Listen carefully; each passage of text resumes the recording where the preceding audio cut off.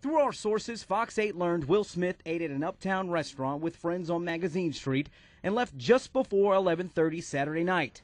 We captured a glimpse into what possibly happened from the time Smith left the restaurant until encountering his accused killer, Cardell Hayes.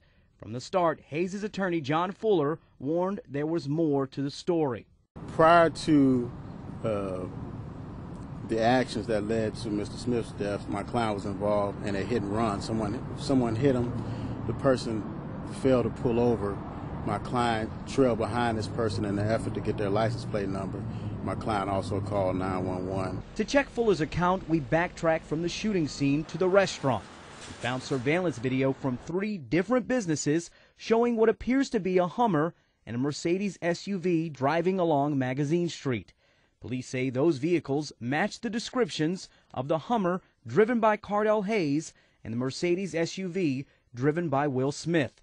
Just before 11:30 Saturday night, you can see the Hummer, then the Mercedes past the intersection of Magazine and Washington. Fast forward to the intersection of Magazine and Jackson Avenue. Minutes before the shooting, surveillance video shows a Hummer at the red light, followed again by a Mercedes SUV.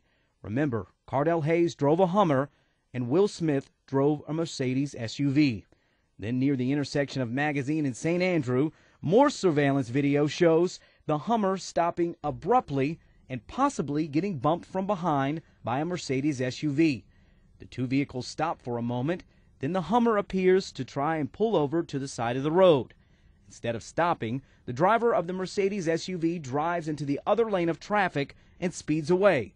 The Hummer takes off after the Mercedes SUV in the direction of Sophie Wright and Felicity Street, which is a block and a half away. That's where Smith lost his life, and his wife suffered 2 gunshot wounds to her right leg.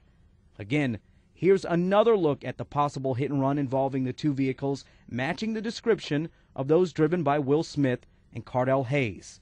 Remember, this was just moments before the 3-car pileup, followed by what police say was an argument that ended with Smith shot and killed. Fox 8 legal analyst Joe Raspani says he does not believe this video will help Hayes' case. What matters is what happened in those few seconds before the gunshots went off and a few other things. But what happened 20 minutes ago, I don't think is even admissible, and I don't think it's relevant.